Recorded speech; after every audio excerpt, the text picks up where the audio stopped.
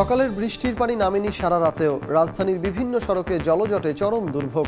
গুনতে হয় কয়েক গুণ ভাড়া। কর্তৃপক্ষের দায়িত্বে অবহেলার অভিযোগ নগরবাসীর। জল জমে থাকে পার্কে, খেলতে পারি না। ব্যাগ আমরা রাখি এখানে, ভয়ে থাকতে হয়। বিভিন্ন নেশা করতেছে।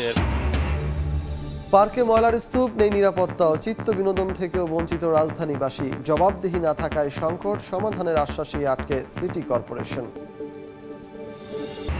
এবং রিজার্ভ বাড়াতে চট্টগ্রাম বন্দর ও বে টার্মিনালে বিদেশি বিনিয়োগে তোড়জোড়। চলতি বছরেই $6 বিলিয়ন যোগানের পরিকল্পনা। জাপান সহ আগ্রহী বিভিন্ন দেশের প্রতিষ্ঠান।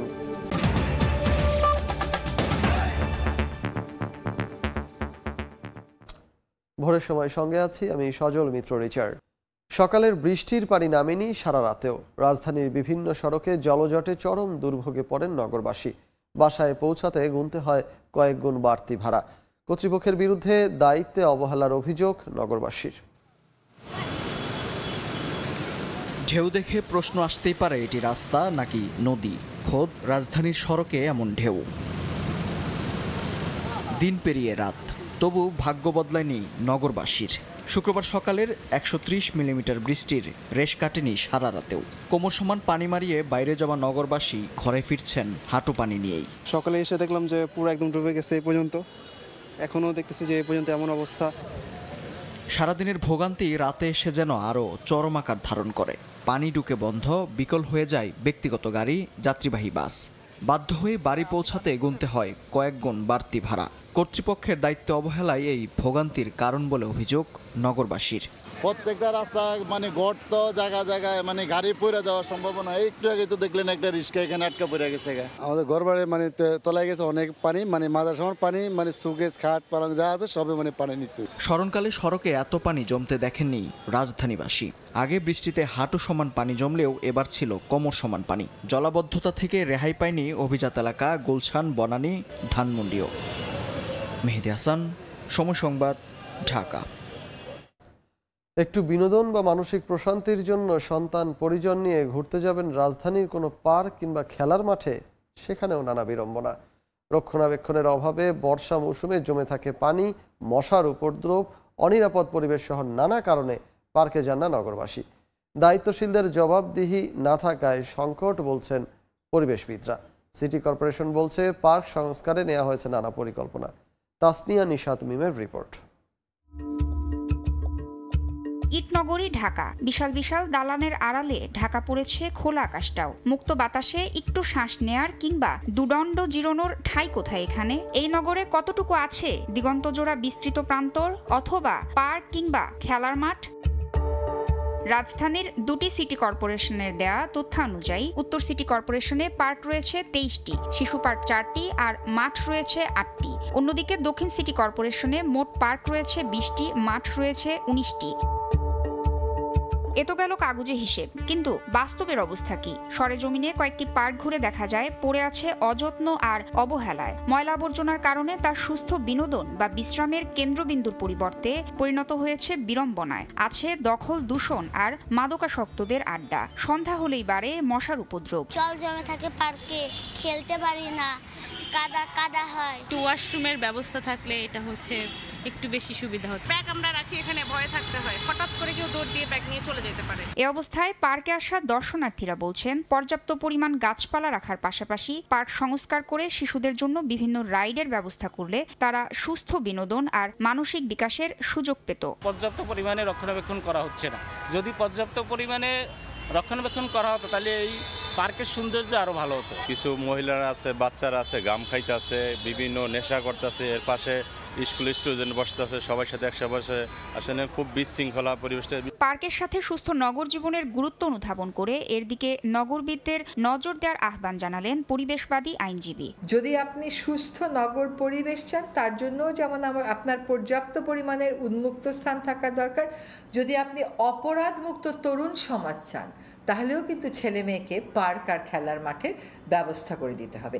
এইটা আমাদের দেশের দায়িত্বপ্রাপ্ত সংস্থাগুলো করে না, কারণ জনগণের কাছে জবাবদিহি করার তারা কোনো প্রয়োজন আর বোধ করে না। এদিকে ঢাকা দক্ষিণ সিটি কর্পোরেশন বলছে পার্কের সুরক্ষায় নেওয়া হচ্ছে নানা উদ্যোগ। পার্কগুলোর সংস্কারে নেওয়া হয়েছে 28টি প্রকল্প। অবিরাম বর্ষণ হচ্ছে, সেখানে কিছু পানিটা থাকতেই পারে। জনবল এবং বিশেষভাবে মালি এবং সেখানে কেয়ারটেকার এগুলা কিন্তু পর্যায়ক্রমে মালির আমরা নিয়োগ কার্যক্রমটা সুসম্পন্ন হয়েছে এবং সেখানে কেয়ারটেকার সেটিও আমাদের আসতেছে নিয়োগ এবং পদোন্নতির মাধ্যমে। এগুলো হয়ে গেলে কিন্তু আমরা পরিপূর্ণভাবে ব্যবস্থাপনাটার ক্ষেত্রে আমরা নিশ্চিত হয়ে যেতে পারবো। এই প্রকল্পের আওতায় প্রায় 28টি কার্যক্রম শেষ হতে যাচ্ছে আর কি। তো এটি পরিপূর্ণভাবে শেষ হলে তারপর ধাপে ধাপে সেগুলো নেওয়া হবে। নগর পরিকল্পনাবিদদের মতে একটি আধুনিক শহরে প্রতি আধা বর্গ কিলোমিটার এলাকার জন্য একটি করে খেলার মাঠ এবং 1 একর পার্ক থাকা উচিত। কংক্রিটে ঘেরা নগরীতে সবুজে প্রশান্তি খুঁজতে এক সময় পার্কে যাওয়ার প্রচলন থাকলেও বর্তমানে অনেকটাই পার্ক বিমুখ রাজধানীবাসী। অনিয়ন্ত্রিতভাবে গাছ কাটা, নোংরা আর অনিরাপদ পরিবেশই এর জন্য দায়ী বলে মনে করছেন সংশ্লিষ্টরা। আর তাই পার্ক নিয়ে কর্তৃপক্ষের যথাযথ উদ্যোগের পাশাপাশি এর পরিবেশ রক্ষায় দরকার নাগরিক সচেতনতা। তাসনিয়া নিশাত, মিম, সময় সংবাদ, ঢাকা। বিদেশি প্রতিষ্ঠানের কাছে জায়গা ভাড়া দিয়ে চলতি বছরই বাংলাদেশের রিজার্ভে 4 থেকে 6 বিলিয়ন ডলার যোগান দেওয়ার পরিকল্পনা নিয়েছে চট্টগ্রাম বন্দর। ডলার সংকটের মুখে রিজার্ভ বাড়াতে বন্দর ও বে টার্মিনালে বিনিয়োগে আগ্রহী দেশ এবং প্রতিষ্ঠানগুলোর সঙ্গে এরই মধ্যে চুক্তি সম্পন্ন করার তোড়জোড় শুরু হয়ে গেছে। এদিকে মাতারবাড়ি বন্দরে স্বতন্ত্র ইকোনমিক জোন গড়ে তোলার আগ্রহ দেখিয়েছে জাপানি প্রতিষ্ঠান। শাখাওয়াত টিপুর ক্যামেরায় বিস্তারিত জানাচ্ছেন কমল দে। চলতি অর্থ বছরের প্রথম মাসেই চট্টগ্রাম বন্দরের মাধ্যমে 1 বিলিয়ন মার্কিন ডলারের বেশি যুক্ত হয়েছে বাংলাদেশের রিজার্ভে। এর মধ্যে রয়েছে পতেঙ্গা কন্টেইনার টার্মিনাল ব্যবহারের জন্য সৌদি আরবের প্রতিষ্ঠান রেড সি গেটওয়ের 650 মিলিয়ন মার্কিন ডলার এবং বে টার্মিনালের চ্যানেল খননের ঋণ সহায়তা হিসেবে বিশ্বব্যাংকের 650 মিলিয়ন মার্কিন ডলার। এছাড়া চলতি বছরেই আবুধাবি পোর্ট অথরিটির 1.5 বিলিয়ন, সে সঙ্গে সিঙ্গাপুর পোর্ট অথরিটির 1 বিলিয়ন ডলার বাংলাদেশের রিজার্ভে যোগ হতে যাচ্ছে বলে জানিয়েছেন চট্টগ্রাম বন্দর চেয়ারম্যান। এবছর 8 থেকে 10 বিলিয়ন ডলারের প্রতিশ্রুতি ইতিমধ্যে প্রায় 1 বিলিয়ন ডলার উপরে আমাদের কিন্তু এসে গেছে এই চট্টগ্রাম বন্দরকে কেন্দ্র করে। আবুধাবি পোর্ট গ্রুপ এবং পিএসএস সিঙ্গাপুরের মাধ্যমে অ্যানাদার হয়তো আমরা 2 থেকে 2.5 বিলিয়ন ডলার আমরা এই বছর বিনিয়োগে আনতে পারবো। নগরীর পতেঙ্গা বে টার্মিনালে Singapore port authority, Abu Dhabi port authority এবং ডিপি ওয়ার্ল্ড বিনিয়োগ করবে তা অনেকটা নিশ্চিত। সে সাথে লালদিয়ার চর এলাকায় বিনিয়োগে আগ্রহ দেখিয়েছে ডেনমার্কের প্রতিষ্ঠান মার্স লাইন। পাশাপাশি নিউমুরিং কন্টেইনার টার্মিনাল পরিচালনায় আগ্রহী বিদেশিরা। মন্দার কবলে পড়ে অনেকটা স্থবির হয়ে আছে বিশ্ব বাণিজ্য। তার জেরে ডলার সংকটে ঢুকছে বাংলাদেশের রিজার্ভ। সেই রিজার্ভ বাড়াতে ভিন্ন কৌশল নিয়েছে চট্টগ্রাম বন্দর কর্তৃপক্ষ। বন্দরের নিজস্ব জায়গা বিদেশি বিনিয়োগকারীদের কাছে ভাড়া দিয়ে আনতে চায় বিলিয়ন ডলার। তবে তা যেন পরিকল্পনা মাফিক এবং সুদূর প্রসারী হয় সেই মত ব্যবসায়ীদের। চুক্তি অনুযায়ী বিনিয়োগে আগ্রহী বিদেশি প্রতিষ্ঠানগুলো চট্টগ্রাম বন্দরের জায়গায় অবকাঠামোগত উন্নয়নের পাশাপাশি 22 থেকে 25 বছর পর্যন্ত টার্মিনাল কিংবা জেটি পরিচালনা করবে। বন্দরের অপব্যবহৃত জায়গাগুলি বিভিন্নভাবে ভাড়া দিয়ে বৈদেশিক মুদ্রা আনার জন্য অথবা এগুলিকে ব্যবহার উপযোগী করার জন্য, অর্থনৈতিক কর্মকাণ্ড বাড়ানোর জন্য, সেটাকে অবশ্যই আমরা স্বাগত জানাই। শুধু চট্টগ্রাম বন্দর কিংবা বে টার্মিনাল নয়, কক্সবাজারের মহেশখালীর মাতারবাড়ি গভীর সমুদ্র বন্দরের কাছে স্বতন্ত্র একটি ইকোনমিক জোন গড়ে তোলার আগ্রহ দেখিয়েছে জাপানি সংস্থা জেটকো। মাতারবাড়ি যে পোর্টটা আছে তার পাশে যদি একটা ইকোনমিক জোন তৈরি করা হয়, বিদেশি ইনভেস্টরদেরকে আমরা ওয়েলকাম করতে পারবো এবং সেখানে যদি ইন্ডাস্ট্রি করা হয় সেখান থেকে এক্সপোর্ট ইম্পোর্ট দুটোটাই সহজ হবে। বর্তমানে বাংলাদেশ কেন্দ্রিক অন্তত 3 লাখ কোটি টাকার পণ্য চট্টগ্রাম বন্দর দিয়ে আমদানি ও রপ্তানি হচ্ছে, যা থেকে সরকারের রাজস্ব আসছে প্রায় 70,000 কোটি টাকা। কমল দে, সময় সংবাদ, চট্টগ্রাম। সাগরের ঢেউয়ে তছনছ কক্সবাজার টেকনাফ মেরিন ড্রাইভের 2 কিলোমিটার। সড়ক বিচ্ছিন্ন থাকায় বিকল্প পথে হচ্ছে দীর্ঘ যানজট, প্রায়ই ঘটছে দুর্ঘটনা। সড়কটি দ্রুত নির্মাণের দাবি পর্যটন সংশ্লিষ্টদের। মোহাম্মদ ফরাজের ক্যামেরায় বিস্তারিত জানাচ্ছেন সুজাউদ্দিন রুবেল। কক্সবাজার টেকনাফ মেরিন ড্রাইভ যার দূরত্ব দীর্ঘ ৮০ কিলোমিটার। মেরিন ড্রাইভের শুরুটা কক্সবাজার শহরের কলাতলী অংশ থেকে, কিন্তু এই শুরুর ২ কিলোমিটার অংশে নেই সড়ক, যা সাগরের ঢেউয়ের আগ্রাসনে বিলীন হয়েছে বহু আগে। গেল ২ দশক আগে সাগরের প্রবল স্রোতে বিলীন হয়ে যায় মেরিন ড্রাইভের ২ কিলোমিটার, কিন্তু সড়ক বিলীন হলেও এখনও সাগরের পাশে রয়েছে অসংখ্য স্থাপনা। এসব স্থাপনা রক্ষায় অনেকেই নিজস্ব অর্থায়নে করেছে বাঁধ, আবার জিওব্যাগ ফেলেও শেষ রক্ষার চেষ্টা চলছে, কিন্তু এখনও ২ কিলোমিটার বিচ্ছিন্ন সড়ক জোড়া লাগেনি। আপাতত মেরিন ড্রাইভে উঠতে ব্যবহার হচ্ছে বিকল্প সড়ক, যা অনেকটা সরু, যে কারণে এই সড়কে লেগে থাকে দীর্ঘ যানজট। একই সঙ্গে প্রতিদিনই ঘটছে দুর্ঘটনা। এই কাজটা দীর্ঘদিন যাবৎ করবে কিন্তু হচ্ছে না। প্রতিদিন পর্যটকের জন্য অনেক জাম, গাড়ি ঘোড়া বেশি। এই ২ কিলোমিটার রোড যদি করা হয় তাহলে এত যানজট সব কিছু সমাধান হয়ে যায়। কিন্তু কক্সবাজার টেকনাফ মেরিন ড্রাইভ, যা বঙ্গোপসাগরের পাশ দিয়ে কক্সবাজারের কলাতলী সৈকত থেকে টেকনাফ পর্যন্ত বিস্তৃত, কিন্তু মেরিন ড্রাইভের শুরুর ২ কিলোমিটার বিচ্ছিন্ন থাকায় বিপাকে পড়ছেন কক্সবাজার ভ্রমণে আসা হাজার হাজার মানুষ। পর্যটকরা যে সরু পথ দিয়ে মেরিন ড্রাইভে যাচ্ছে তাতে কিন্তু তারা কিন্তু এক ধরনের বিরক্ত, কারণ অনেক সময় এমনভাবে যানজট লেগে থাকে যেটা কিন্তু খুবই দুঃখজনক। তবে পৌর কর্তৃপক্ষ বলছে জাইকার অর্থায়নে নির্মিত হবে সৈকতের সুগন্ধা পয়েন্ট থেকে বেলিহ্যাচারি পর্যন্ত, যার কাজ শুরু হবে চলতি বছরের শেষের দিকে। জায়গা প্রজেক্ট থেকে আমরা 2টা প্রকল্প হাতে নিয়েছি। ফার্স্ট ফেজে আমরা সুগন্ধা মোড় থেকে সাইমন পর্যন্ত করব, আর দ্বিতীয় ফেজে আমরা সাইমন থেকে আপনার বেলিহ্যাচারি পর্যন্ত 4 লাইন আমরা রাস্তাটা করব। মেরিন ড্রাইভটি নির্মাণ করে বাংলাদেশ সেনাবাহিনী, যা 2017 সালে 6 মে উদ্বোধন করেন প্রধানমন্ত্রী শেখ হাসিনা। 1000 কোটি টাকার দীর্ঘ মেরিন ড্রাইভ, যার 80 কিলোমিটারের মধ্যে 78 কিলোমিটারে গাড়ির গতিবেগ থাকে 90 থেকে 100। বাকি 2 কিলোমিটার কলাতলী অংশে গাড়ির গতিবেগ হয় মাত্র 1 কিলোমিটারের নিচে, যার কারণে এই রুটে সুফল পাচ্ছে না পর্যটকরা। দ্রুত সময়ের মধ্যে ভাঙা 2 কিলোমিটার অংশ মেরামত করার দাবি পর্যটন সংশ্লিষ্ট ব্যবসায়ীদের। সুজাউদ্দিন রুবেল, সময় সংবাদ, কক্সবাজার। বর্ষা মৌসুমেও চাঁদপুরের পদ্মা ও মেঘনায় ইলিশ সহ অন্যান্য মাছের দেখা নেই। এতে হতাশ জেলেরা। মৎস্য বিজ্ঞানীরা বলছেন, জলবায়ু পরিবর্তন, ডুবোচর ও নদী দূষণে এমন পরিস্থিতি। ফারুক আহমেদের রিপোর্ট, আর ক্যামেরায় ছিলেন নাইমুল ইসলাম নীরব। বহু আশা করে নদীতে জাল ফেলছেন জেলেরা। কয়েক ঘন্টা পর জাল টেনে তুলছেন, কিন্তু দেখা নেই মাছের। মাছ শূন্য জাল দেখে হতাশ তারা। ছোট বড় জেলে নৌকা চষে বেড়াচ্ছে চাঁদপুরের পদ্মা ও মেঘনায়। তবে দীর্ঘ অপেক্ষার পর 2-1টি ধরা পড়ছে ইলিশ সহ অন্যান্য মাছ।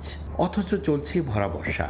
ধার দেনা করে জাল নৌকা নিয়ে জীবিকার সন্ধানে নদীতে নেমে এমন পরিস্থিতিতে দুশ্চিন্তার ভাঁজ জেলেদের কপালে। নদীতে একদম মাছ নাই কইলি চলে, পুরি মাছও নদীতে নাই। মানে কি করবো আমরা, ফ্যাটের অভাবে যে আসতে আসি। অন্য সময় বর্ষাকালে মাছ পাওয়া যায়, এইবার নদীতে মাছ নাই। পরিস্থিতি যে অবস্থা, মানে আমাকে না খাওয়া খাওয়ারই পরিস্থিতি।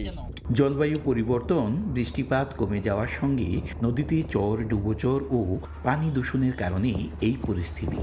তবে ভারী বৃষ্টিপাত হলে দক্ষিণের সাগর থেকে ছুটে আসবে ইলিশের ঝাঁক, এমন আশার বাণী শোনালেন মৎস্য বিজ্ঞানী।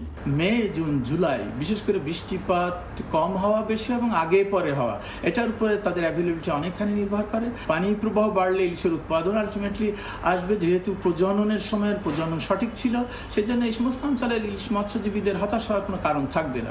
চাঁদপুরের পদ্মা ও মেঘনায় মাছ ধরে জীবিকা নির্বাহ করেন এমন জেলের সংখ্যা অর্ধলাখ। ফারুক আহমদ, সময় সংবাদ, চাঁদপুর। মানিকগঞ্জে সরবরাহ কমায় সপ্তাহ ব্যবধানে প্রকারভেদে প্রায় প্রতিটি মাছে কেজি প্রতি দর বেড়ে 5 থেকে 10 টাকা পর্যন্ত হয়েছে। তবে বৃষ্টির কারণে ক্রেতার কমে যাওয়ায় বেচা বিক্রি কম বলে জানায় আড়তদাররা। রমজানের ক্যামেরায় মোহাম্মদ ইউসুফ আলীর রিপোর্ট। বৃষ্টি উপেক্ষা করেই ভোরেই মানিকগঞ্জের কালীগঙ্গা নদীর পাড়ের তরা মৎস্যাড়তে জেলেরা হাজির মাছ নিয়ে।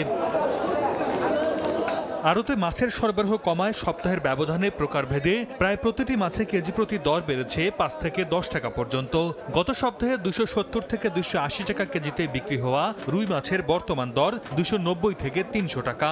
এছাড়া 10 টাকা বেড়ে মিরকা 150, শিং 280, পুঁটি 110 টাকা কেজিতে বিক্রি হচ্ছে।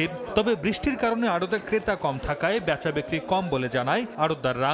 আজকের দাম বেশি, কারণ আমদানি কম হয়েছে বৃষ্টির কারণে, বন্যা চলতেছে। আজকে একটু মাছের দাম বেশি মনে হচ্ছে।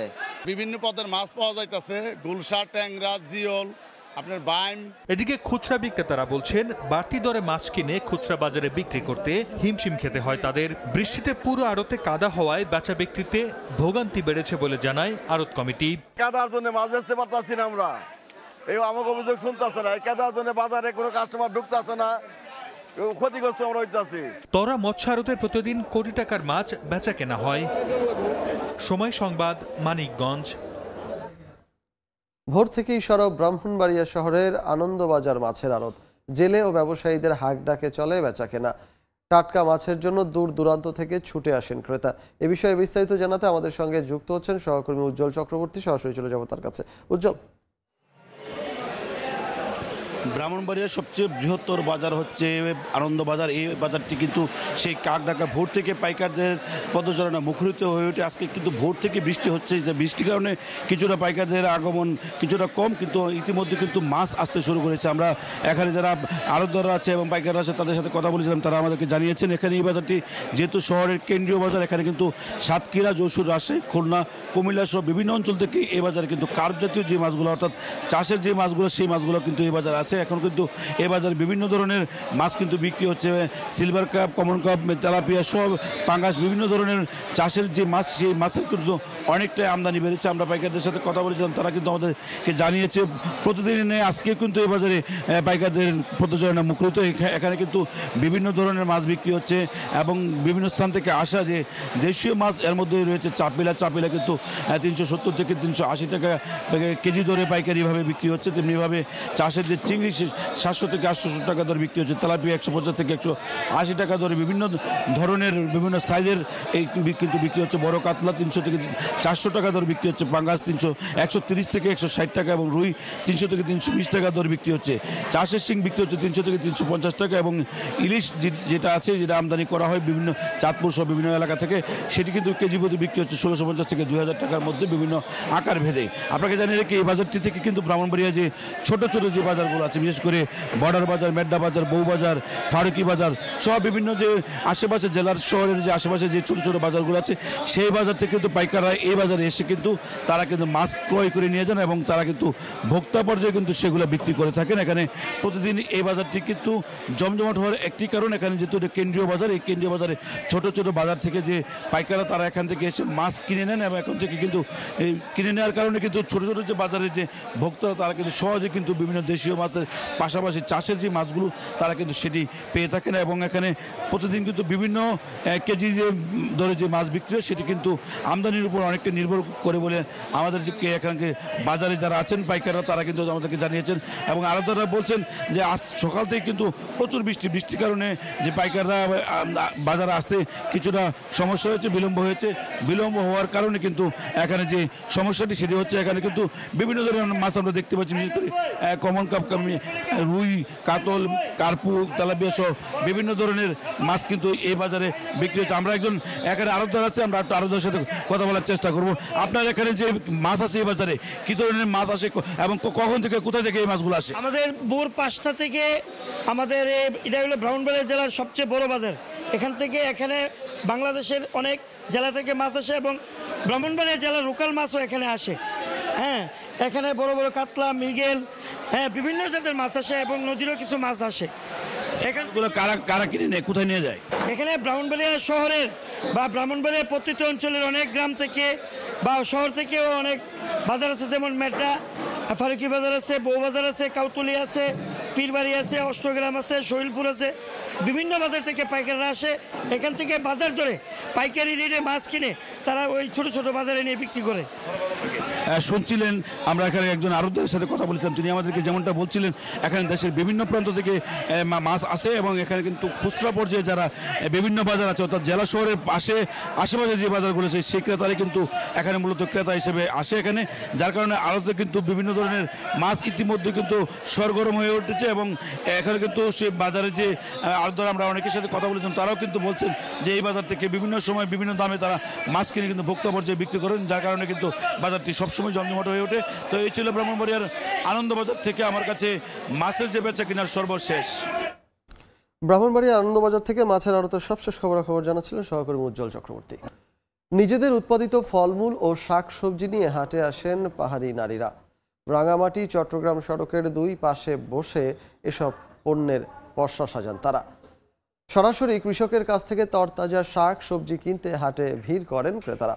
হেফাজত সবুজের তথ্য ও রাজীব দাস মুন্নার ছবি নিয়ে রিপোর্ট।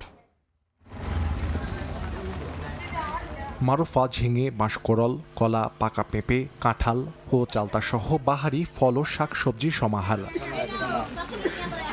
রাঙামাটি চট্টগ্রাম সড়কের দুই পাশে সারিবদ্ধভাবে এসব পণ্যের পসরা বসে। বিভিন্ন যানবাহনে করে নিজেদের উৎপাদিত পণ্য নিয়ে হাজির হন পাহাড়ের অধিবাসীরা। বেলা 10টা পর্যন্ত চলে বেচাকেনা। বেশ কিছু বৈশিষ্ট্যের কারণে এই হাট স্থানীয় মানুষের পাশাপাশি দর্শনার্থীদের কাছেও বেশ পরিচিত, যার মধ্যে অন্যতম এই হাটের বেশিরভাগ বিক্রেতা নারী। প্রথাগতভাবেই পাহাড়ি সম্প্রদায়ের নারীরা পণ্য উৎপাদন ও বিপণনের সঙ্গে জড়িত থাকেন, ফলে হাটে পুরুষদের উপস্থিতি কম থাকে।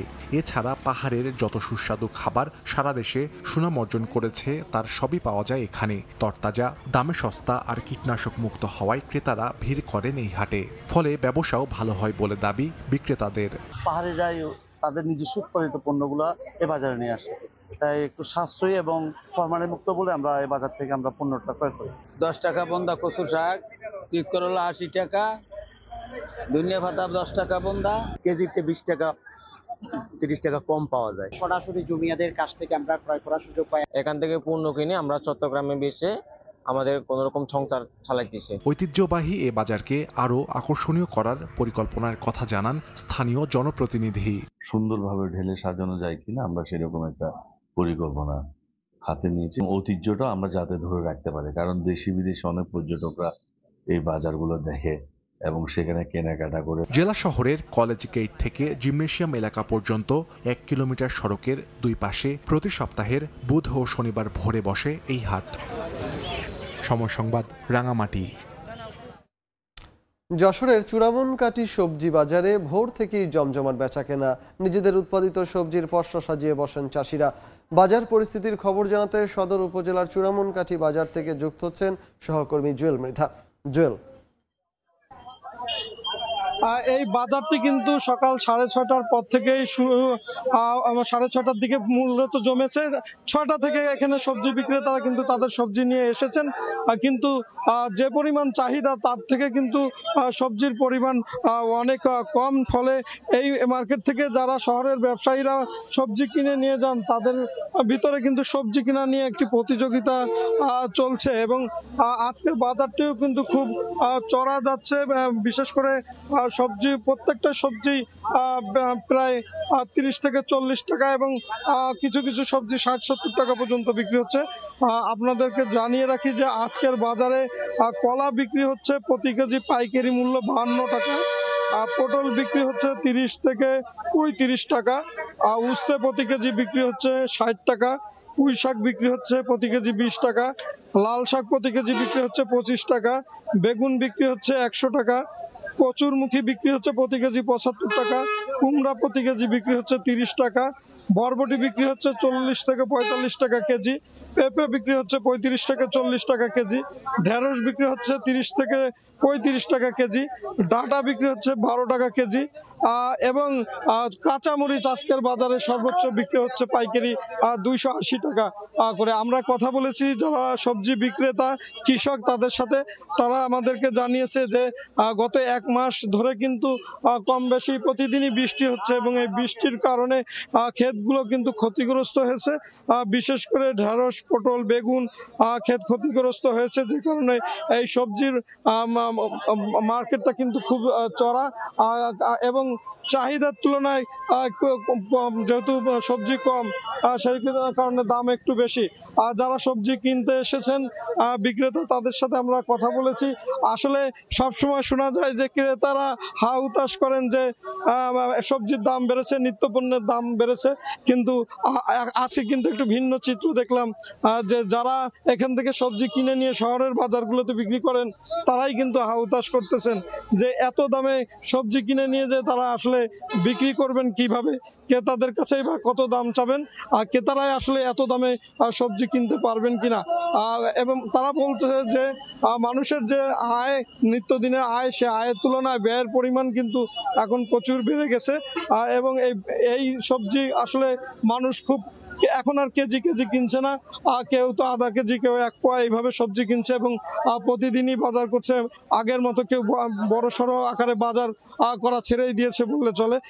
এবং বিক্রেতারা বলছেন যে তাদের লাভের পরিমাণও কিন্তু প্রচণ্ড পরিমাণে কমে এসেছে, খুব সীমিত লাভ করতে হচ্ছে তাদের, ফলে তাদেরও কিন্তু আয় ব্যয় হিসাব মিলাতে খুব কষ্ট হচ্ছে এবং তাদের সংসার জীবন পরিপালনও খুব কষ্ট হয়ে যাচ্ছে। তো আমরা কথা বলেছি কৃষকদের সাথে, তারা বলেছে যদি বৃষ্টি একটু কমে, বৃষ্টি কমার পরে ক্ষেতগুলো যদি আবার পরিচর্যা করার সুযোগ পায় তাহলে সবজির উৎপাদন বাড়বে এবং সবজি উৎপাদন বাড়ার সাথে সাথে কিন্তু আবার সবজির দামটা ক্রেতাদের নাগালের মধ্যে চলে আসবে। তখন কিন্তু বাজারের এই অস্থিরতা থাকবে না। তার জন্য অবশ্য কৃষকরা বলছে যে আরো 1 থেকে 1.5 মাস অপেক্ষা করতে হবে এবং আরো 1-1.5 মাস প্রায় এই বাজারে এই ধরনের অস্থিরতা বিরাজ করবে। আর যশোর থেকে আমার কাছে এই ছিল সর্বশেষ। যশোর থেকে সবজি বাজারের খবরাখবর জানাচ্ছিলেন সহকর্মী জুয়েল মৃধা। শখের বশে একটি গাভী দিয়ে খামার শুরু রাসেলের। এখন প্রতিদিন দুধ উৎপাদন হয় 300 থেকে 350 লিটার। এ বিষয়ে বিস্তারিত জানাতে হিলির দুগ্ধ খামার থেকে যুক্ত হচ্ছেন সহকর্মী শফিকুল ইসলাম। শফিক, চলে যাচ্ছি তার কাছে। শফিক, হিলি হাকিমপুর উপজেলার একমাত্র দুগ্ধ খামার, শিক্ষিত যুবক জাবেদ হোসেন রাসেলের খামারে বর্তমানে আমরা দাঁড়িয়ে আছি। এখানে পাশাপাশি 2টো খামার রয়েছে, যেখানে ফ্রিজিয়ান জাতের শতাধিক গাভী রয়েছে, যেখানে আপনার বাছুর থেকে শুরু করে যে গাভীগুলো মোটামুটি এখানে দুগ্ধ খামার হিসাবে এখানে দুধ বিক্রি করে থাকেন। আর এই খামারটা যাত্রা শুরু হয় 2018 সালে। শিক্ষিত যুবক যখন লেখাপড়া শেষ করে বাসায় আসার পরে তিনি তার বাবার রেখে যাওয়া জায়গাতে তিনি খামারটা শুরু করেছেন। সে খামারটাতে একটি গাভী খামারে রয়েছে 100টা গাভী রয়েছে। খামারটি দাঁড়িয়েছে প্রায় 1 কোটি টাকা পার হয়ে গেছে বর্তমানে খামারটা। আর এখানে যে ফ্রিজিয়ান গাভীগুলো দেখতেছেন, এখানে প্রায় এখানে গাভী রয়েছে, ফ্রিজিয়ান জাতের গাভী রয়েছে। এই গাভীগুলো মোটামুটি এখানে সব দুগ্ধ, একটা গাভীর দুধ এখানে 15 থেকে 20 কেজি করে দুধ এখানে তারা পাচ্ছে এখানে। আর প্রতিটা বাছুর এখানে তারা বিক্রি করছে। প্রতিটা বাছুর এখানে দুধ ছাড়া মাত্রই তারা শখের বসে অনেকে খামার নিয়ে যাচ্ছে, আর শখের বসে তারা নিয়ে যাচ্ছে এখান থেকে প্রায় 1 লক্ষ টাকা পিস বিক্রি করছেন এখানে বিক্রি করছেন। আর তাছাড়া এখানে আমরা যতটুকু জানি আমাদের হিলি হাকিমপুর উপজেলাতে বর্তমানে 100 বা 1000 খামার থাকলেও সে খামার বর্তমানে এখানে একটি মাত্র খামার রয়েছে। আর বিশেষ করে দুধের দাম না পাওয়া, আমাদের গোখাদ্য দাম বৃদ্ধি হওয়ার কারণে মূলত এখান থেকে খামাররা তারা খামারগুলো তারা এখান থেকে উঠিয়ে নেয়।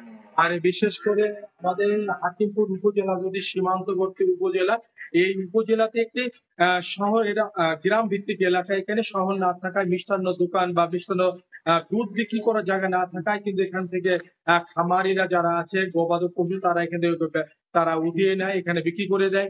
আর বর্তমানে আমরা এখানে আছি, এখানে একটি মাত্র খামার যেখানে আপনার সে শখের বসে করলো, সে খামারটি বর্তমানে সে চালু রেখেছে। এই খামারে প্রায় একাধিক প্রায় 20 থেকে 30 জন লোকের কর্মসংস্থান সৃষ্টি হয়েছে। আর এই দুধগুলো মূলত এখান থেকে 50 টাকা কেজি তারা বিক্রি করছেন। আর আমি খামারের মালিকের সঙ্গে কথা বলেছি, প্রাণী সম্পদ কর্মকর্তার সাথে কথা বলেছি। তারা বলছেন সরকারের যেহেতু বিভিন্ন উদ্যোগ রয়েছে, বিভিন্ন পরিকল্পনা রয়েছে, তারা একটা চিলিং সেন্টারের সাথে তারা কথা বলেছে। এলাকার মানুষ, এলাকার যে খামারিদের বা যারা পশু যা লালন পালন করে থাকে তাদের কথা চিন্তা করে তারা এখানে একটা চিলিং সেন্টার রেডি করেছেন। তো হিলি স্থল বন্দর থেকে খামার নিয়ে আমার কাছে ছিল এতটুকু সর্বশেষ। হিলি স্থলবন্দর থেকে আমাদের সঙ্গে যুক্ত হয়েছিলেন সহকর্মী শফিকুল ইসলাম শফিক। পদ্মার ভাঙনের কবলে মুন্সিগঞ্জের ঐতিহ্যবাহী দিঘির পার বাজার, এরই মধ্যে কামার পোর্টটি বিলীন হয়ে গেছে। এ বিষয়ে সবশেষ খবর জানাতে আমাদের সঙ্গে যুক্ত হচ্ছেন সহকর্মী নাসিরউদ্দিন উজ্জ্বল। সরাসরি চলে যাব তার কাছে। উজ্জ্বল, আকস্মিক এই ভাঙনে এরই মধ্যে কিন্তু এখানকার যে একটি পাটের আড়ত সহ 9টি ব্যবসা প্রতিষ্ঠান পদ্মায় হারিয়ে গিয়েছে। এখন আরও 10টি প্রতিষ্ঠান কিন্তু সরিয়ে নেওয়ার চেষ্টা চলছে। 100 মিটার এলাকা জুড়ে কিন্তু এই যে ঐতিহ্যবাহী দিঘির পাড় হাট, সেই হাটে ভাঙনের কবলে পড়েছে এবং 200 বছরের ঐতিহ্যবাহী এই হাটটি কিন্তু এর আগে অন্তত 7 বার ভাঙনের কবলে পড়ে এবং এই নতুন করে হাটটি করবার পরে আবার যে এবার ভাঙনের কবলে পড়েছে এতে কিন্তু আতঙ্কিত হয়ে পড়েছেন এখানকার ব্যবসায়ীরা। এর আগে কিন্তু 2021 সালের যে এপ্রিল থেকে যেই ভাঙন রোধে 478 কোটি টাকার প্রকল্প গ্রহণ করা হয়েছিল, যেটি পদ্মার একেবারে বামতি এই লৌহজংয়ের খড়িয়া থেকে এই দিঘিরপাড় বাজার পর্যন্ত এই প্রায় 13.70 মিটার এলাকা জুড়ে এই ভাঙন প্রতিরোধে যে প্রকল্প গ্রহণ করেছে সেটি কিন্তু এই বছরের অক্টোবরে শেষ হওয়ার কথা, কিন্তু দায়িত্বশীলরা বলছেন তারা ডিসেম্বরের মধ্যে শেষ করবেন। কিন্তু এই কাজের অগ্রগতি কিন্তু সন্তোষজনক নয়। তাদের হিসেব অনুযায়ী কিন্তু এখনো পর্যন্ত কাজের অগ্রগতি প্রায় 35%। তো এই যে ভাঙনে রোধে যে তাদের বিলম্ব এবং এই বিলম্বের কারণে কিন্তু এখানে এই ভাঙন দেখা দিয়েছে এবং এখানে যে মাটির বস্তা ফেলা হয়েছিল সেগুলো কিন্তু সব নদীতে চলে গিয়েছে এবং এই ভাঙন রোধে যে যথাযথ ব্যবস্থা না গ্রহণ করবার জন্য কিন্তু এই পরিস্থিতি উদ্ভব হয়েছে বলে কিন্তু দায়িত্বশীলরা বলছেন। এবং এখানে যে পানি উন্নয়ন বোর্ডের অবহেলা রয়েছে, দায়িত্বহীনতা রয়েছে, তারই কিন্তু স্পষ্ট প্রমাণ মিলছে যে এত বড় একটি বাজার, যেই বাজারটি প্রায় সহস্রাধিক ব্যবসা প্রতিষ্ঠান রয়েছে, প্রতিদিন কোটি কোটি টাকার বেচা কিনা হয় এবং এখানকার যে গ্রামীণ অর্থনীতি, সেই অর্থনীতির একটা বড় চালিকা শক্তি কিন্তু এই হাট।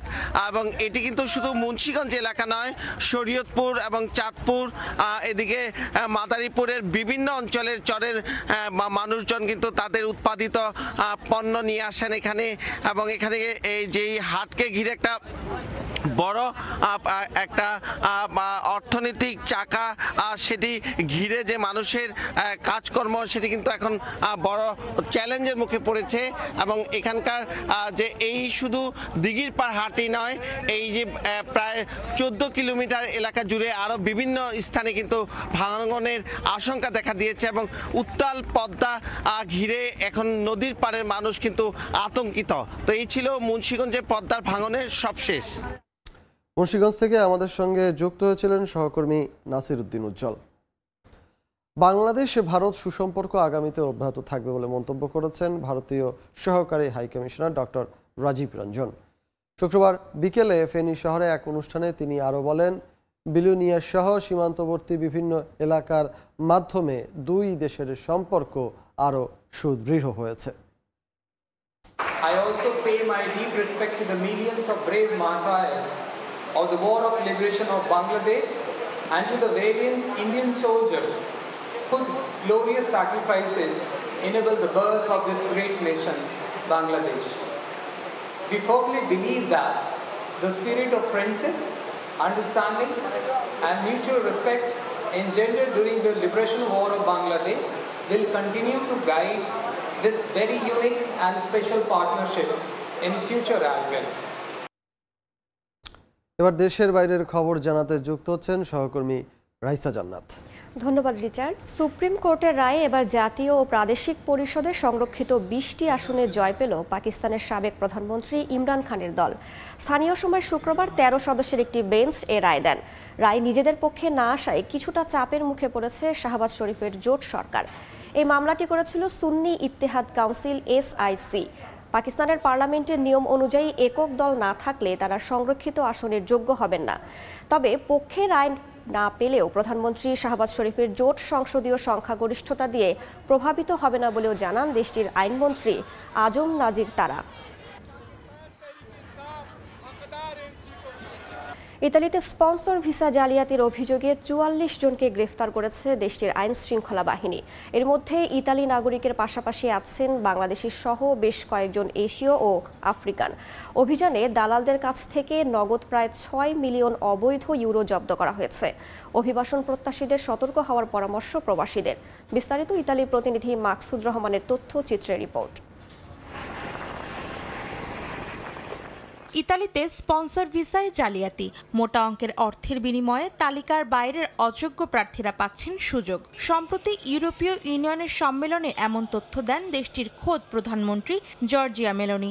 জানান এই প্রক্রিয়ায় জড়িতরা মানি লন্ডারিংয়েও জড়িত। প্রধানমন্ত্রীর এমন অভিযোগের পর নড়েচড়ে বসে দেশটির পুলিশ প্রশাসন ও গোয়েন্দারা। এরই পরিপ্রেক্ষিতে গত বুধবার রাত থেকে শুরু হয় অভিযান। অত্যন্ত গোপনীয় এই অভিযানে দেশটির বিভিন্ন স্থান থেকে গ্রেফতার করা হয় ৪৪ জনকে। এর মধ্যে ১৩ জনকে কারাগারে, ২৪ জনকে গৃহবন্দী এবং ৭ জনকে অধিকতর জিজ্ঞাসাবাদের জন্য পুলিশের হেফাজতে রাখা হয়। এমন সংবাদে খুশি ইতালি প্রবাসী বাংলাদেশিরা। যারা নুরুস্তা ভিসা জালিয়াতি করেছে তাদেরকে অ্যারেস্ট করেছে। আমরা ধন্যবাদ জানাই, কারণ আমাদের দেশের সাধারণ মানুষ এই জন্য অনেক ভুক্তভোগী। তদন্তে চাঞ্চল্যকর তথ্য পাওয়ার কথা জানিয়েছে ইতালির পুলিশ প্রশাসন ও প্রসিকিউটররা। নাপলির পাশে সালের্নোতে অস্তিত্বহীন ও ভুয়া তথ্যে বিপুল অর্থের বিনিময়ে প্রায় ২৫০০ স্পন্সর ভিসা দেওয়া হয়েছে। চক্রের সঙ্গে সরকারি আমলারাও জড়িত বলে জানা গেছে। অভিযানে দালালদের কাছ থেকে নগদ প্রায় ৬ মিলিয়ন অবৈধ ইউরো জব্দ করা হয়েছে। অভিযান আরও জোরদার করা হবে বলেও জানিয়েছে পুলিশ। গ্রেফতার ৪৪ জনের মধ্যে বেশ কয়েকজন বাংলাদেশি রয়েছে বলে জানা গেছে। ইতালির স্পন্সর ভিসা জালিয়াতির প্রধান টার্গেট বাংলাদেশিরা। দালালের খপ্পরে পড়ে সর্বশান্ত হচ্ছেন অনেক অভিবাসন প্রত্যাশী। তাই অবৈধ লেনদেন ও দালাল চক্রের খপ্পরে না পড়ার পরামর্শ ইতালি প্রবাসী বাংলাদেশি কমিউনিটির। সময় সংবাদ, Italy. Malaysia international trade and exhibition সেন্টারে ৩৫তম আন্তর্জাতিক মেশিনারি মেলার শেষ দিন আজ। এবার অংশ নিয়েছে বাংলাদেশ সহ 10টি দেশের অন্তত ৭৮০টি প্রতিষ্ঠান। এদিকে প্রথমবার অংশ নিয়ে বেশ সাড়া ফেলেছে বাংলাদেশি মেশিনারি যন্ত্রাংশ। মালয়েশিয়া থেকে মোহাম্মদ আব্দুল কাদেরের রিপোর্ট। মালয়েশিয়ার ইন্টারন্যাশনাল ট্রেড অ্যান্ড এক্সিবিশন সেন্টারে আয়োজিত হয়েছে ৩৫তম আন্তর্জাতিক মেশিনারি মেলা। বৃহস্পতিবার থেকে শুরু হওয়া ৩ দিনব্যাপী এই মেলায় অংশ নিয়েছে বাংলাদেশ সহ 10টি দেশের প্রায় ৭৮০টি প্রতিষ্ঠান। প্রথমবার অংশ নিয়ে বেশ সাড়া ফেলেছে বাংলাদেশি মেশিনারি যন্ত্রাংশ। মেলায় বাংলাদেশের বিভিন্ন কোম্পানির দেশীয় প্লাস্টিক পণ্য, তৈরি পোশাক, চামড়াজাত, পাট ও খাদ্যপণ্য সহ বিভিন্ন পণ্য সামগ্রী প্রদর্শিত হচ্ছে। এছাড়াও লাইট ইঞ্জিনিয়ারিং শিল্প, প্যাকেজিং শিল্প, বাংলাদেশে ব্যবসা বিনিয়োগ সংক্রান্ত নানা ধরনের প্রকাশনা, পর্যটন ও বাংলাদেশে বিনিয়োগ সম্ভাবনা বিষয়ে প্রামাণ্যচিত্র প্রদর্শন করা হচ্ছে। এর মাধ্যমে নতুন পণ্যের বাজার সৃষ্টির সুযোগ তৈরি হবে বলে মনে করেন দেশটিতে নিযুক্ত বাংলাদেশের হাই কমিশনার। আমরা বাংলাদেশের বিভিন্ন প্রখ্যাত কোম্পানির প্রোডাক্টস আমরা এখানে রেখেছি এবং এগুলো যথেষ্ট আগ্রহের সৃষ্টি করেছে এবং বিদেশি ক্রেতাদের মাঝে যারা ইতিমধ্যে ভ্রমণ করেছেন। এবং আমি লক্ষ্য করছি যে বিদেশে আমাদের এই ধরনের প্রোডাক্টের যথেষ্ট চাহিদা আছে। মেলার শুরুর দিন থেকে বাংলাদেশি স্টলগুলোতে বিদেশি ব্যবসায়ী সহ দর্শনার্থীদের ভিড় ছিল চোখে পড়ার মতো। বাংলাদেশি পণ্য, বিশেষত প্লাস্টিক, লাইট ইঞ্জিনিয়ারিং শিল্প, তৈরি পোশাক ও পাটজাত পণ্য সম্পর্কে বিদেশিদের আগ্রহের কমতি ছিল না। বাংলাদেশ মালয়েশিয়ার দ্বিপাক্ষিক বাণিজ্য প্রায় ৪ বিলিয়ন মার্কিন ডলারের। মালয়েশিয়া বাংলাদেশে বিশ্বের ৮ম বৃহত্তম বিনিয়োগকারী দেশ। মোহাম্মদ আব্দুল কাদের, সময় সংবাদ, কুয়ালালামপুর, মালয়েশিয়া। প্রবাসীদের আরও সহজে সেবা দিতে হটলাইন চালু করেছে কুয়েতের বাংলাদেশ দূতাবাস। এখন থেকে বিভিন্ন সেবার তথ্য ফোন করেই জানতে পারবেন প্রবাসীরা। দূতাবাসের এমন উদ্যোগকে স্বাগত জানিয়ে বাংলাদেশিরা বলছেন, এতে ভোগান্তি কমার পাশাপাশি দ্রুত সেবা পাওয়া যাবে। কুয়েত থেকে মঈন সুমনের রিপোর্ট। প্রবাসীদের নানাবিধ সেবার পাশাপাশি বিভিন্ন সমস্যার সমাধানে কাজ করে থাকে দূতাবাস। তবে পর্যাপ্ত জনবলের অভাব সহ বিভিন্ন কারণে সেই সেবা পেতে হয়রানির শিকার হন প্রবাসীরা। তবে মান উন্নয়নে ও ভোগান্তি কমাতে প্রথমবারের মতো 24 ঘন্টার হটলাইন সেবা চালু করল কুয়েতের বাংলাদেশ দূতাবাস। এখন থেকে যে কোনো সময় ফোন করে বিভিন্ন সেবার তথ্য জানতে পারবেন প্রবাসীরা। দূতাবাসের এই উদ্যোগকে স্বাগত জানিয়েছেন কুয়েত প্রবাসীরা। তারা বলছেন, এর আগে যে কোনো বিষয়ে তথ্য জানতে দূতাবাসে যাওয়ার প্রয়োজন হলেও এখন সেই ভোগান্তি পোহাতে হবে না। মানুষ মারা গেলে বা পাসপোর্টের বিষয় বা কোনো কাজের জন্য গেলে মানে আমাদের যাইতে হইতো, তার এখন তা যাওয়া লাগবে না। হটলাইনের মাধ্যম থেকে আমরা ইনশাল্লাহ সবকিছু জানতে পারবো। উদ্যোগগুলো সঠিকভাবে বাস্তবায়িত হবে, যার মাধ্যমে কুয়েতে যে 2 থেকে 2.5 লক্ষ যে প্রবাসী আছে সকলে যেন উপকৃত হতে পারে। এক বিজ্ঞপ্তিতে দূতাবাসের পক্ষ থেকে বলা হয়, শ্রমিক সংক্রান্ত সমস্যা বিশেষ করে আকামা, বেতন, মরদেহ দেশে পাঠানো, ক্ষতিপূরণ সহ বাংলাদেশি নাগরিকদের ভিসা সত্যায়নের পাশাপাশি যে কোনো সেবার তথ্য পাওয়া যাবে এর মাধ্যমে। মঈন সুমন, সময় সংবাদ, কুয়েত। ভোরের সময়ে খেলার খবর জানাতে আবারও যুক্ত হচ্ছেন সজল মিত্র রিচার্ড। রাইসা, আপনাকে ধন্যবাদ। সংবাদের এই অংশে প্রথমেই জেনে নেব আজকের আবহাওয়ার খবর। মৌসুমী বায়ুর প্রভাবে রংপুর, ময়মনসিংহ, চট্টগ্রাম ও সিলেট সহ বেশ কিছু এলাকায় দমকা হাওয়া সহ মাঝারি থেকে ভারী বর্ষণ হতে পারে বলে জানিয়েছে আবহাওয়া অধিদপ্তর। তবে রাজশাহী, খুলনা ও বরিশাল বিভাগে ভারী থেকে অতি ভারী বর্ষণ হতে পারে। গতকালের বৃষ্টির পানি নামেনি সারা রাতেও, এখনও জমে আছে রাজধানীর বিভিন্ন সড়কে। এদিকে আজ রাজধানী ঢাকা ও এর আশেপাশের এলাকা মেঘলা থেকে অস্থায়ীভাবে মেঘাচ্ছন্ন থাকতে পারে বলে অধিকাংশ জায়গা হালকা থেকে মাঝারি ধরনের বৃষ্টি হতে পারে বলে পূর্বাভাসে বলা হয়েছে। আজ দেশের সর্বোচ্চ তাপমাত্রা শ্রীমঙ্গলে 33.5 ডিগ্রি এবং সর্বনিম্ন বান্দরবানে 23.8 ডিগ্রি সেলসিয়াস। ভারী বর্ষণে সিলেট ও চট্টগ্রাম বিভাগের পাহাড়ি এলাকায় ভূমিধসের আশঙ্কা রয়েছে।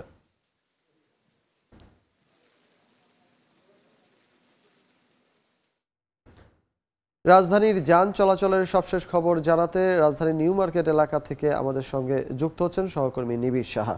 নিবিড়, দেখেছি যে গতকাল ভোর থেকেই কিন্তু রাজধানীতে বৃষ্টি শুরু হয়েছিল এবং সেই বৃষ্টি কিন্তু সকাল গড়িয়ে যত দুপুর হয়েছে, বিকেল হয়েছে, সেই বৃষ্টি কিন্তু অনবরত হয়েছে। কিন্তু আজকে কিন্তু আমরা দেখছি ঠিক তার উল্টো চিত্র। এখনো কিন্তু ভোর থেকে এখন পর্যন্ত কিন্তু বৃষ্টি হয়নি এবং এখন কিন্তু আসলে যে আকাশে সূর্যেরও দেখা মিলেছে এবং নগরবাসীরা যারা আছে, নগরবাসীও কিন্তু যাদের কাজ আছে তারা কিন্তু গন্তব্যে যাওয়ার জন্য কিন্তু এরই মধ্যে বের হয়ে গেছেন। এবং গতকাল রাতেও যে চিত্রটি আমরা দেখেছি যে আসলে নগরবাসীর যে ভোগান্তির অন্যতম কারণ গতকাল সকাল থেকে যেটি ছিল সেটি হলো জলাবদ্ধতা। সেটি কিন্তু আমরা দেখেছি যে আসলে এই যে রাজধানীর যে প্রধান প্রধান সড়কগুলো রয়েছে সেগুলো কিন্তু পানির নিচে ডুবে যাওয়ায় কিন্তু এই যে গণপরিবহন যেগুলো রয়েছে, পাশাপাশি অন্যান্য গণপরিবহন সহ সিএনজি কিংবা বাইক যেগুলো রয়েছে সেগুলো কিন্তু আমরা দেখেছি যে আসলে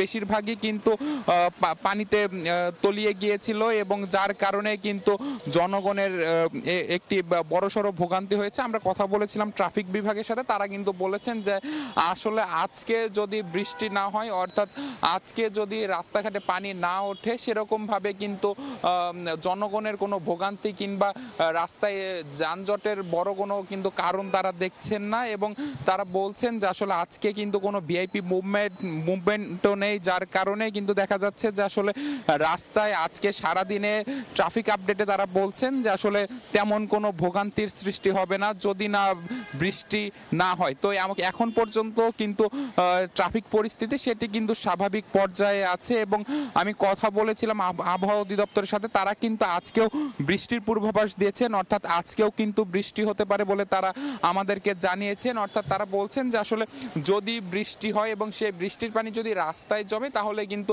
নগরবাসীর একটি ভোগান্তির কারণ হতে পারে। অন্যদিকে কোটা আন্দোলনকারীরা যারা রয়েছেন তারা কিন্তু কয়েকদিন যাবৎ কিন্তু বিক্ষোভ এবং তাদের যে বাংলা ব্লকেট কর্মসূচি পালন করেছে, এর কারণেও কিন্তু দেখা গেছে যে আসলে নগরবাসীর কিন্তু ভোগান্তির সম্মুখীন হতে হয়েছে। তো এখন পর্যন্ত কিন্তু আজকে তাদের নতুন কোনো কর্মসূচি নেই, যার কারণে বলা যায় যে আজকে সারাদিন কিন্তু নগরবাসী বেশ স্বাচ্ছন্দ্যে এবং খুব আরামে দেখা যাচ্ছে যে তারা গন্তব্যে পৌঁছাতে পারবে। তো সবকিছু মিলিয়ে এই ছিল আজকের দিনের ট্রাফিক আপডেট। আমাদের সাথে নিউ মার্কেট এলাকা থেকে যুক্ত হয়েছিলেন সহকর্মী নিবিড় সাহা। এবার খেলার খবর। বাংলাদেশ ক্রিকেট দলেও চলছে কোটা পদ্ধতি। ক্যাম্পে না থেকে অদৃশ্য কোটায় জাতীয় দলের পাইপলাইন খ্যাত এইচপি ইউনিটের অস্ট্রেলিয়াগামী স্কোয়াডে জায়গা করে নিয়েছেন অনেক ক্রিকেটার। আছেন দীর্ঘদিন জাতীয় দলে খেলা ক্রিকেটাররাও, আবার ঘরোয়া লিগে ধারাবাহিক পারফর্ম করেও নেই সাইফ, রুয়েল মিয়ারা। যাতে প্রশ্ন উঠেছে এইচপি স্কোয়াড সিলেকশন নিয়ে, ফলে নিজেদের প্রস্তুতের সুযোগ হারাচ্ছেন অনেক তরুণ ক্রিকেটার। অদ্ভুত উটের পিঠে চলছে টাইগার ক্রিকেট। বোর্ড কর্তাদের হুম্বি তম্বি হাজার কোটি টাকার বাহাদুরি, অথচ মাঠের পারফরমেন্স লবডঙ্কা। প্রতিটা টুর্নামেন্টে ব্যর্থতার গল্প হয় লম্বা, মেলে না প্রতিকার। সবচাইতে বড় আকাল পাইপলাইনের ক্রিকেটার। বাজে পারফরমেন্সের পরেও দল বেছে নিতে হয় ওই 20 থেকে 22 জনের পোল থেকেই। সমস্যাটা তবে কোথায়? জাতীয় দলের পাইপলাইন শক্তিশালী করতে 2003 সালে রিচার্ড ম্যাকিন্সের অধীনে যাত্রা শুরু হাই পারফরমেন্স ইউনিটের। কিন্তু 21 বছর পরেও এইচপির একটা কাঠামোই দাঁড় করতে পারেনি বিসিবি। বয়সভিত্তিক পর্যায়ের কথা বলা হলেও অস্ট্রেলিয়ায় এইচপি নামের যে 3 ফরম্যাটের দল যাচ্ছে, সেখানে রীতিমতো জগা খিচুড়ি। এই যেমন দুটো বিশ্বকাপ খেলার তানজিদ তামিম কিংবা অভিজ্ঞ আফিফ হোসেন ধ্রুব, আছেন 28 বছর বয়সী আবু হায়দার রনিও, 13টা করে টেস্ট খেলার সাদমান জয়রাও নাকি এইচপির ক্রিকেটার। জাতীয় দল থেকে বয়স ভিত্তিক। যদি হাতে গোনা কয়েকজনকে ঘুরিয়ে ফিরিয়ে সব জায়গায় খেলানো হয়, তবে তো ক্রিকেটার সংকট থেকেই যাবে। দেশের ক্রিকেটের আধুনিক সব সুযোগ সুবিধা মূলত জাতীয় দল কেন্দ্রিক। পড়তে ফর্মে থাকে ক্রিকেটারদের তাই পাঠানো হচ্ছে টাইগার্স বা পরের স্তরের দলগুলোতে। কিন্তু এইচপির মতো স্কোয়াডে যদি আধিক্য থাকে সিনিয়রদের, তবে তরুণ ক্রিকেটারদের হবেটা কি? কোচের পছন্দ সৌম্য সরকার, অধিনায়কের চাই শেখ মেহেদীকে। পারফর্ম করেও টি-20তে জায়গা মেলে না মিরাজদের। শুধু জাতীয় দলই নয়, এমন কোটা পদ্ধতি আছে এইচপিতেও। তাই তো কোথাও না থেকেও মুকিদুল মুগ্ধরা তাসমান সাগর পাড়ে গেলেও জায়গা পান না প্রিমিয়ার লিগে 28 উইকেট নেয়া রুয়েল মিয়া। বিষয়টা অনেক একটু কষ্টদায়ক নিজের মধ্যে, যে পারফর্ম করে আমি ছিলাম না, বাট এটা সব কিছু হচ্ছে সিলেক্টরদের উপরে। ওনারা যেটা ভালো মনে করেছেন সেই জিনিসটাই করেছেন। সামনের যে আমি এইচপিতে আছি, যেহেতু এইচপিতে যে প্রোগ্রামগুলো হয় সেইগুলোতে আমি এখন বর্তমানে ফোকাস করছি। ওইখানে যাতে আমার যেই সব ছোটোখাটো লেকিংস আছে, তো মানুষ মাত্রই তো টুকিটাকি ভুল থাকতেই পারে। সো সেই জিনিসগুলোকে আমি কীভাবে সামনের দিকে ওভারকাম করে এগিয়ে যাব, সেই জিনিসটার জন্য আমি ফোকাস করতেছি আর কি। তরুণরা উদীয়মান ক্রিকেটারদের আসরে অভিজ্ঞ ক্রিকেটারদের পাঠিয়ে দেওয়ার অভ্যাস নতুন নয় বিসিবির। তাতে সাময়িক সাফল্য মিললেও আসে না দীর্ঘমেয়াদী সুফল। অথচ পার্থ কিংবা মেলবোর্নের হয়ে যারা খেলবেন, সবাই ফ্র্যাঞ্চাইজিটির একাডেমির ক্রিকেটার। পার্থক্যটা বোধ হয় এখানেই। মাহবুব রিমন, সময় সংবাদ, ঢাকা। জাতীয় ক্রীড়া পরিষদের প্রশিক্ষণ ও আয়োজন ব্যয়ের বাজেট নিয়ে ক্ষুব্ধ দেশের বিভিন্ন ফেডারেশন। তাদের দাবি, বাজেটের তালিকা তৈরিতে বিবেচনায় নেওয়া হয়নি ফেডারেশনগুলোর অর্জন ও কার্যক্রম। নিজেদের কাজ সহজ করতে প্রচলিত ও অপ্রচলিত সব ফেডারেশনকে এক কাতারে রেখে বাজেট দিয়েছে জাতীয় ক্রীড়া পরিষদের কর্মকর্তারা। এদিকে সারা বছর কোনো খবর না থাকলেও বাজেটের পরই সরব হয়েছে ফেডারেশনগুলোর সাধারণ সম্পাদকদের নিয়ে গঠিত জাতীয় ক্রীড়া ফেডারেশন ফোরাম। সারা বছরই আর্থিক টানাপোড়েনে থাকে দেশের বেশিরভাগ ফেডারেশন ও অ্যাসোসিয়েশন। নিজেদের কর্মকাণ্ড পরিচালনার জন্য সরকারের আর্থিক অনুদানের উপর নির্ভরশীল তারা। প্রতি বছরই পরিচালনার জন্য নির্দিষ্ট পরিমাণ অর্থ পেয়ে থাকে ফেডারেশন ও অ্যাসোসিয়েশনগুলো। এর বাইরে প্রশিক্ষণ ও আয়োজন ব্যয়ে বিশেষ বরাদ্দ দিয়ে থাকে জাতীয় ক্রীড়া পরিষদ।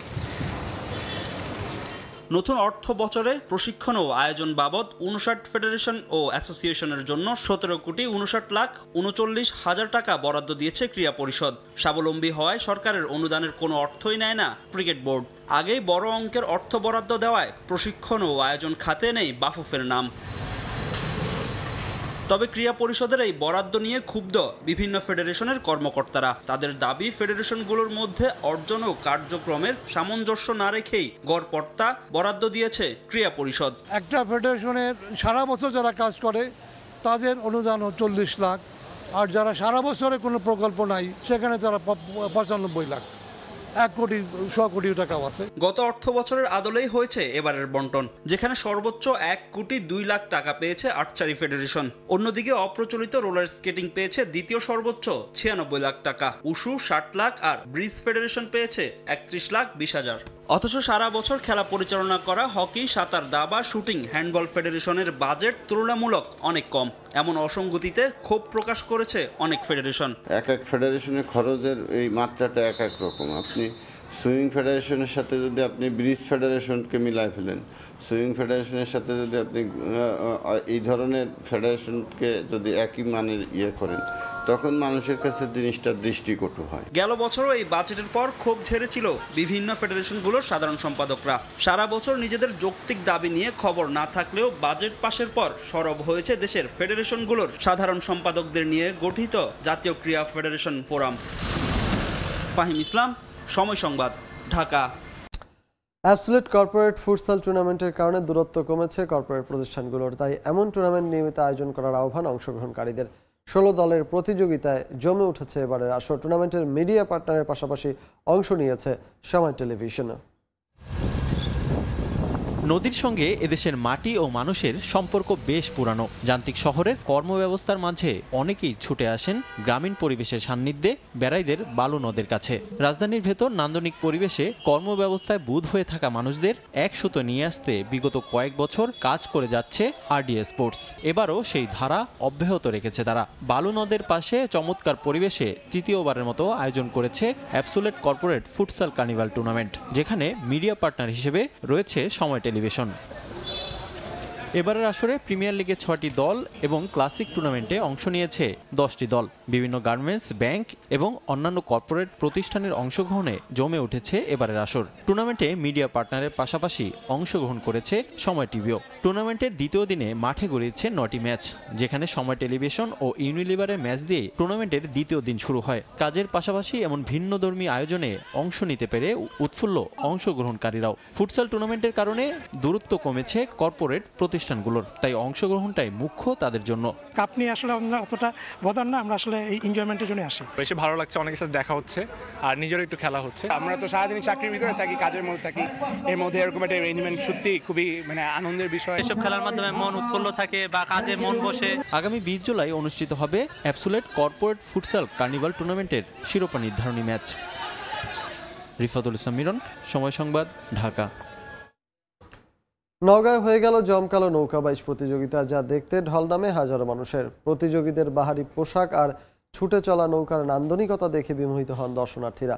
গ্রামীণ ঐতিহ্যকে নতুন প্রজন্মের কাছে তুলে ধরতে এমন আয়োজন বলছেন আয়োজকরা। নওগাঁ থেকে MR রকির রিপোর্ট, আর ক্যামেরায় ছিলেন রকিবুল ইসলাম।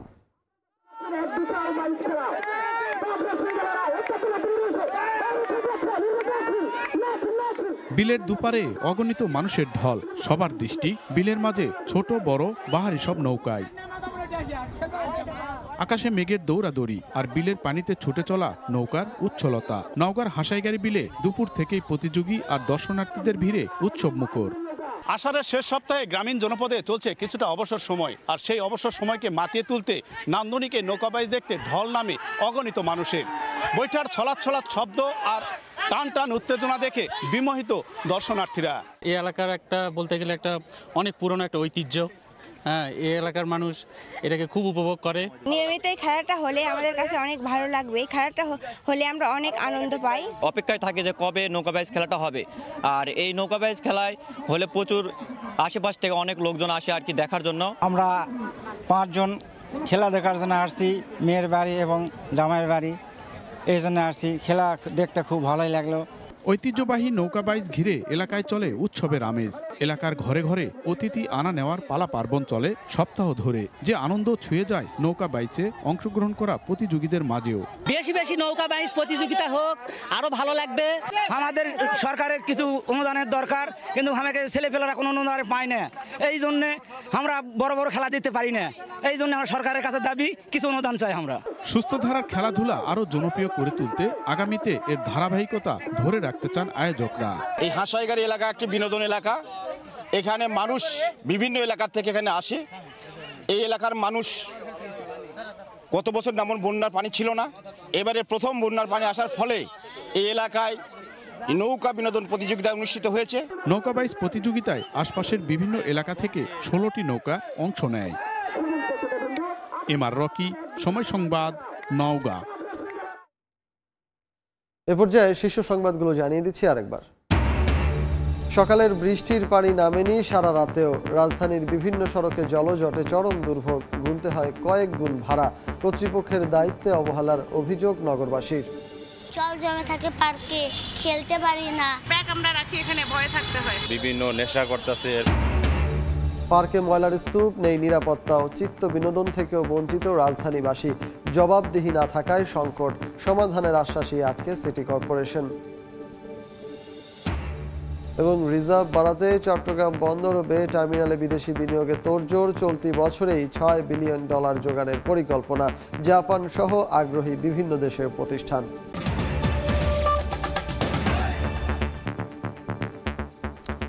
এই ছিল ভোরের সময়ে, এরপর দেখবেন সকালের সময়, আর সঙ্গে থাকবেন সহকর্মী রাইসা জান্নাত। ধন্যবাদ রিচার্ড।